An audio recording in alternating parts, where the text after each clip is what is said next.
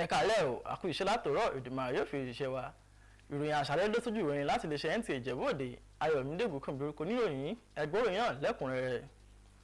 Olórí ilẹ̀ Ìlàmúrẹ̀ àti ọ̀kan lára àwọn afọbajẹ ní Ijebu Ode tí ó tún jẹ́ ọba Olísà Ijebu Ode ọba Rasheed Adéoyè Adésànyà ti gbé ìjọba ìpínlẹ̀ Ògùn lọ sílé ẹjọ́ lórí ìyọkúrò ìdílé wọn nínú àwọn afọbajẹ tí wọ́n ṣẹ̀ṣẹ̀ dá sílẹ̀ láìpẹ́ lẹ́yìn ìpapòdà Àwùjalẹ̀ ilẹ̀ Ìjẹ̀bú ọba Síkírù Káyọ̀dé Adétọ̀nà.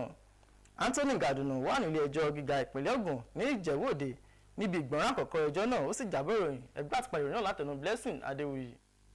Ẹjọ́ náà tí Olísà ti ìlú Ìjẹ̀bú Òde Rasheed Adésànyà pè láti fi dá ìjọba ìpínlẹ̀ Ògùn àti àwọn mẹ́rìndínlógún mìíràn lọ́wọ́ kọ́ láti má ṣe fi Àwùjalẹ̀ tuntun sípò láì fi ọba Rasheed Adésànyà sínú ìgbìmọ̀ àfọ̀bàjẹ́ ni wọ́n gbé lọ sí ilé ẹjọ́ ní 30 oṣù kẹsàn-án ọdún yìí. Nígbà tí agbẹjọ́rò fún olùpẹ̀jọ́ Olóyè Afọlábí Fásánù gbé ẹjọ́ náà kalẹ̀ níwájú adájọ́ Catherine Ogunsanya sọ pé kò yẹ kí gómìnà Dàpọ̀ Abíọ́dún yan ìgbìmọ̀ tí ń ṣètò yíyan Àwùjalẹ̀ tuntun láì fi Olísà ti ìlú Ìjẹ̀bú Òde sínú ìgbìmọ̀ náà. Ó ṣàlàyé pé olùpẹ̀jọ́ Olísà ti ìlú Ìjẹ̀bú Òde wà ní ilé ẹjọ́ láti dènà ètò ìjọba ìpínlẹ̀ Ògùn nípa ìlànà yíyan Àwùjalẹ̀ tuntun ní ilẹ̀ Ìjẹ̀bú. Nígbà tí wọ́n dáhùn sí ẹjọ́ náà tí agbẹjọ́rò olùpẹ̀jọ́ gbé kalẹ̀ níwájú rẹ̀, adájọ́ Ògúnsànyà ṣàkíyèsí pé àwọn olùjẹ́jọ́ náà kò sí ní ilé ẹjọ́, ó sì sún ẹjọ́ náà sí ọjọ́ 23 oṣù kẹwàá ọdún yìí. Olùpẹ̀jọ́ onímọ̀ nígbà tó ń bá àwọn olórin sọ̀rọ̀ lẹ́yìn ìjẹ́jọ́ náà ṣàfihàn ìbànújẹ́ rẹ̀ sí ìjọba ìpínlẹ̀ Ògùn. Ó sọ pé gẹ́gẹ́ bí olórí Ìlàmúrẹ̀ tó tún jẹ́ igbákejì Àwùjalẹ̀ àti ọ̀kan nínú àwọn afọbajẹ láìsí òun yíyan Àwùjalẹ̀ tuntun kò tíì pé.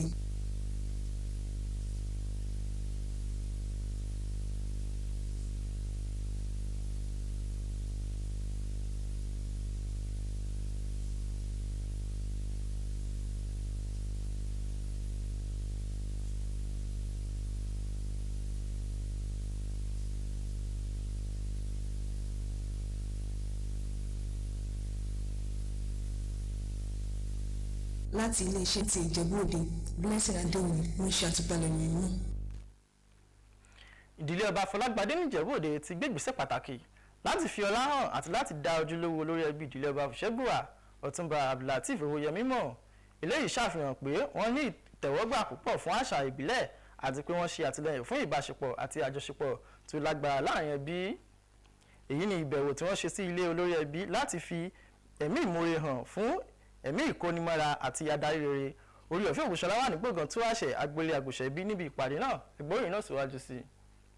Ìpàdé tó wáyé níbi ìṣe nǹkan ṣẹ̀báyé lọ́jọ́sí ti tún àṣẹ ní agboolé Àgùnṣẹ́bí Ìjẹ̀bú Òde ní láti tún fi ìgbọ́kànlé ìdílé ọba Fọlágbadé hàn sí ìdílé ọba Fùṣẹ́gbùwà lẹ́yìn ìjàpàdé ti wáyé. Àwọn nǹkan mìíràn ti wáyé níbi ìpàdé gẹ́gẹ́ bí olórí ẹbí Ọ̀túnba Bámidélé Adénígbà ṣe sọ ní wípé ìpàdé náà nílò láti fi ìbámu hàn láti tún darapọ̀ mọ́ àṣà ìdílé wọn àti láti tún wá ìdáhùn sí àwọn ìṣòro pàtàkì tó ní ṣe pẹ̀lú ìlànà fífi Àwùjalẹ̀ tuntun sórí ipò. Ní ìdáhùn rẹ̀, olórí ẹbí Fùṣẹ́gbùwà Ọ̀túnba Abdulateef Owóyẹmí gba àwọn ọmọ ìdílé ọba Fọlágbadé tọwọ́ tẹsẹ̀, ó sì tún ṣe ìrántí ìtàn ìdílé àti ìlànà abala wọn nínú èyí tí ó ṣàlàyé àwọn ìdàgbàsókè àti àtúnṣe tó ti wáyé lábẹ́ ìṣèjọba rẹ̀. Lẹ́yìn ìpàdé náà, wọ́n ṣe àbẹ̀wò sí ilé ńlá Fùṣẹ́gbùwà àti gbọ̀ngàn Àgùnṣẹ́bí láti rí ìpele iṣẹ́ tó ń lọ níbẹ̀.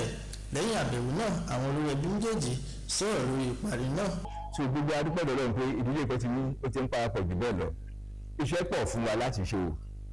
Nǹkan tó ọba ń sọ pé ọlọ́gbọ́n kò lè tẹ́ra ẹ̀ ń fá.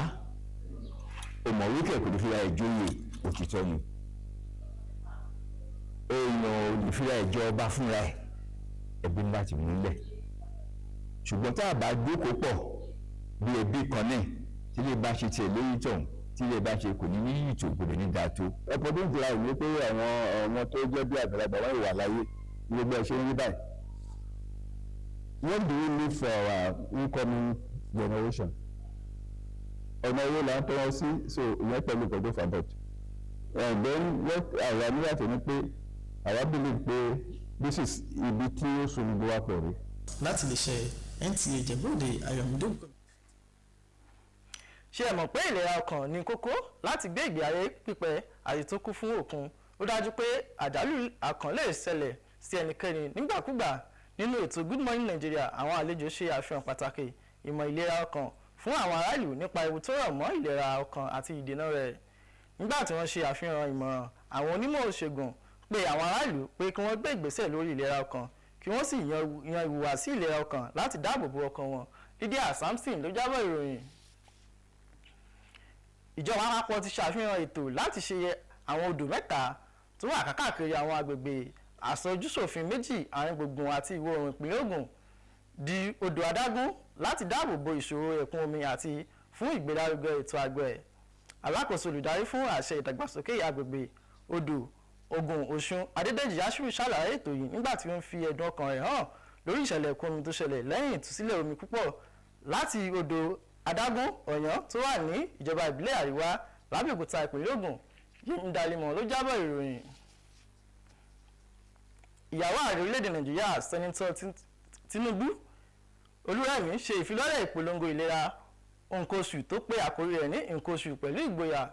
Ètò àkànṣe yìí wà lábẹ́ ètò ìrètí ọ̀tun tó ní àfojúsùn àǹfààní àwọn ọmọbìnrin iléèwé káàkiri orílẹ̀-èdè nípa pínpín aṣọ ìtọ́jú nǹkan oṣù alálòdànù kí wọ́n lè ṣàkóso ìlera nǹkan oṣù wọn pẹ̀lú iyì àti ìtẹ́lọ́rùn.